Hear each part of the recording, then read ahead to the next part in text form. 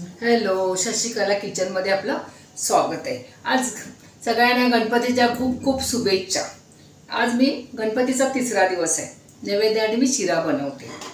आता काय बनवायचं, का परवा मोदक झाले पण मी व्हिडिओ काढले नाहीत, मला जमलं नाही। काल गणपतीला दुसरा दिवस असतो तो खीर असते, आज तिसरा दिवस आपण काही करू शकतो नैवेद्य। तर मी आता शिरा करते। तुम्हाला काय मी माझे हे ॲडजस्ट करते। हां पॅन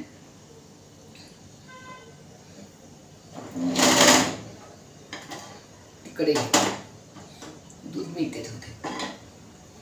तर मी ते पॅन घेतलाय, इथे माझं साहित्य बघा। मी ह्या वाटीने एक वाटी हा एक वाटी रवा आहे, पाऊण वाटी साखर आणि पाऊण वाटी ही तुम्हाला अर्धी दिसते पण वितळल्यानंतर ही पाऊण वाटी होईल, म्हणून मी घट्ट तूप आहे म्हणून मी असा कमी घेतलेला आहे। वेलची आणि आपल्याला काय ड्रायफ्रुट्स पाहिजे तर, आणि मी केळं घेतले कारण माझा शिरा 1 कपच आहे म्हणून मी एकच केळं घेतले, अति पण नको आहे म्हणून मी आता गॅस पेटवते। आपल्याला वितळलेलं तूप असेल तर पाऊण वाटी घ्यायचे, नाही तर मग असा अर्धी वाटीच घ्यायचा, नाही तर तो अति जास्त होऊ शकतो।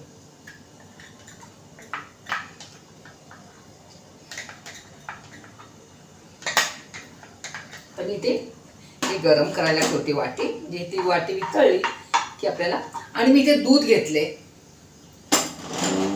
दूध 1 वाटी रवा आहे तर मी 2 वाटी 1 वाटी पाणी आणि 2 वाट्या दूध घेतले, ते मी इकडे गरम करत ठेवते। आपल्याला हे सगळं गरम करून उकळवूनच द्यायचं आहे, मी ते गरम करत ठेवते आणि ते तूप चांगलं तापायला देते।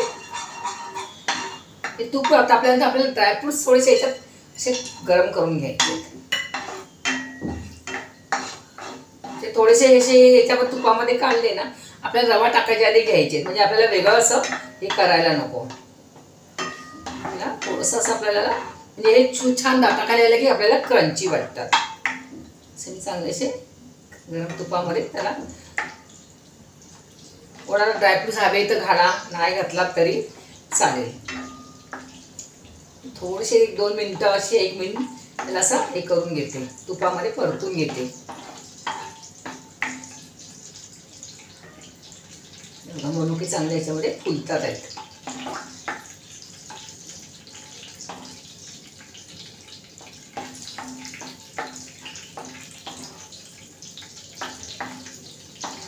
आपल्याला जास्त पण नाही करायचे, बस झाले। त्याला अति लाल पण नाही करायचे, फक्त जरासं फुलेपर्यंत करायचे आणि काढून घ्यायचे। चला मी आता ना हे सगळं आपल्याला हे करून घेते। आता ह्या गरम केलेल्या तुपातच आपल्याला हा रवा भाजायचा आहे। हे बघा तोच गरम तुपात आहे, थोडंसं मी बंद केला होता गॅस। आपल्याला ह्या गरम तुपामध्ये, तूप गरम झाल्याशिवाय आपल्याला रवा थोडंसंच आहे गरम, रवा भाजायचा नाही। इकडे मी दूध गरम करून ठेवले, तो थंड पण झाला, परत करावा लागेल। आता मगाशी वाटीमध्ये मी ठेवलेलं तूप वितळले, मी आता ह्याच्यातच टाकून देते। आता हा तूप जरा गरम होते, तूप गरम झालेलं थंड झालं मध्ये मी तिकडे गेली तर, आता थोडंसं होऊ दे गरम। मग तूप गरम तुपात आपण टाकलं तर खूप छान लगेच रवा भाजला जातो, लगेच म्हणजे तो फुलतो असा, म्हणून आता मला आपल्याला गरम तुपातच टाकायचं आहे। मी आता 1 वाटी रवा असं आपल्याला गरम तुपातच हा भाजायचा आहे, अगदी 5 ते 6 मिनिटं भाजायचं आहे। तर मी असा थोडंसं मोठा गॅस ठेवलाय आणि थोडंसं असं हे झालं की आपल्याला मीडियम करायचं। आता मी असा बारीक गॅस केला, आता मी गॅस बारीक केलाय। हा आता आपल्याला हे चांगलं 2-3 मिनिटं 5-6 मिनिटं लागणार याला, हे चांगला याचा सुगंध असा थोडासा कलरचा थोडासा नॉर्मल कलर बदलायचा आहे, तोपर्यंत आपल्याला हे नाही करायचं आहे। चांगलं भाजून घ्यायचं आहे, गरम तुपामध्ये लगेच भाजलं जातं।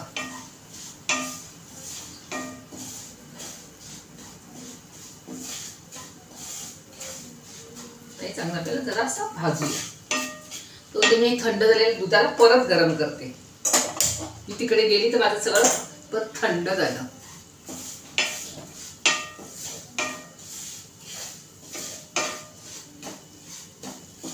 तुम्ही म्हणाल माझा चेहरा दिसत नाही, पण मला किचनकडे दिसणं फार महत्त्वाचं आहे, म्हणून मी चेहरा जास्त दिसवायच्या भानगडीत पडत नाही.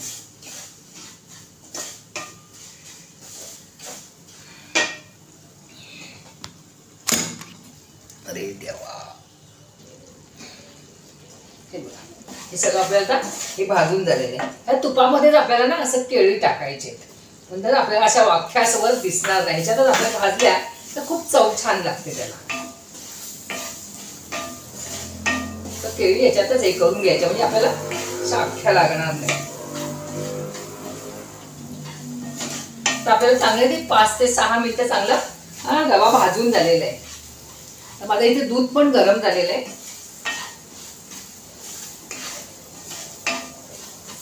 त्याला सुगंध पण आलाय आणि याच्यातच हे करून टाकलं. मी मलई सकट बघा दूध गरम केलेलं आहे.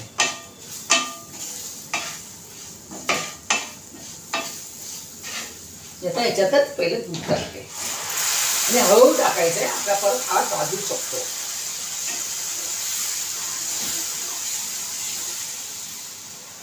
आपल्याला चांगले असे मलई सकट टाकायचे.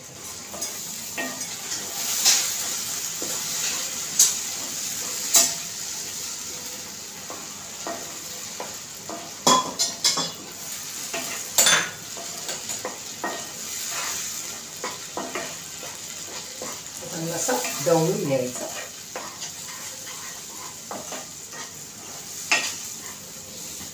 तर आपल्याला 2 मिनिटाच्या झाकण ठेवायचे. 2 मिनिटच ठेवायचे, अगदी 2 मिनिटच ठेवायचे. हा 2 मिनिटच.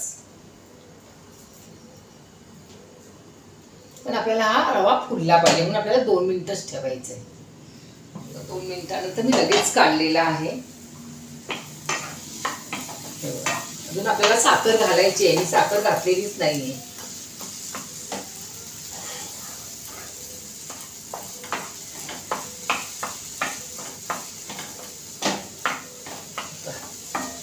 त्या स्टेजला मी साखर घालते. आपली 1 वाटी रवा असेल ना तर 1 वाटी साखर घेऊच नका. पाऊण वाटी घ्या, अर्धी वाटी घेतलात तरी चालेल. आपलं केळं असतं काय असतं, मग त्याच्यात अति गोड होऊन जातं. आपल्याला असं मी हे करून टाकते. या स्टेजला आपल्याला परत 2 मिनिटं झाकण ठेवायचे.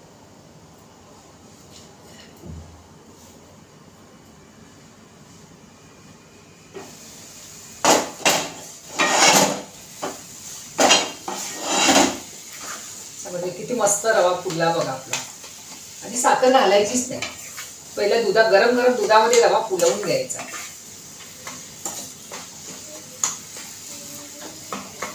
आपल्याला चांगलं फुलवून ठेवायचं. या स्टेजला म्हणजे काय झालं परत, या स्टेजला आपल्याला हे काजू बदाम वगैरे असे घालून घ्यायचे. आणि मी थोडीशी वेलची घेतलेली आहे, 1 चमचा. आपण असं चांगलं मऊ हे करून घ्यायचंय. आणि आता काय 2-3 मिनिटात आपल्याला झाकण ठेवायचंय. आता आपल्या गोडाचा पदार्थ आहे ना, एकदम चिमटीवर आपल्याला मीठ टाकायचंय, अगदी चिमटीवर, अगदी चवीला यायचं. कोणत्याही गोडाच्या पदार्थाला आपल्या चिमटीवर मीठ टाकला तो पदार्थ खूप छान होऊन जातो, तर चव अगदी अजून वेगळी येते.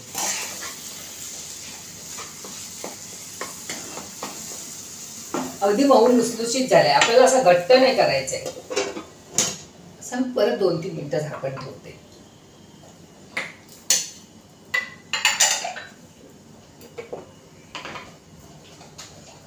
चांगलीशी वाफ काढून घ्यायची 2-3 मिनिटं झाकण ठेवून.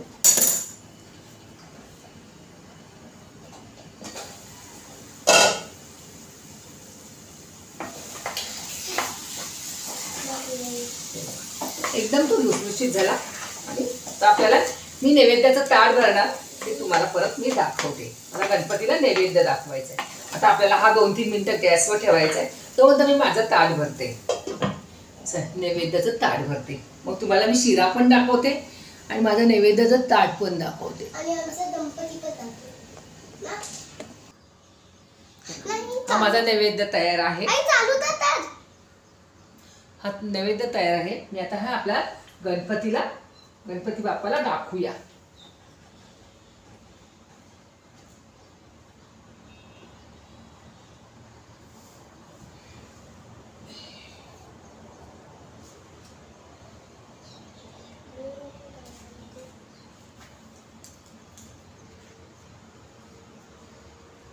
यांची तू नैवेद्य दाखव. तर म्हणजे दियांशी नैवेद्य दाखवते. हा, कारण आमच्याकडे सगळ्या ऑफिसला गेलेत. ह्या आता पाणी घे. पळी कुठे तर तिथून पळी आण जा. इथून ते बघ त्याच्यात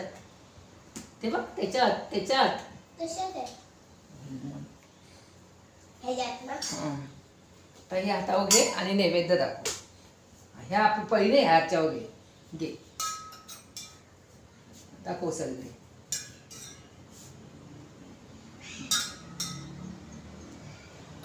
बस पाया पड.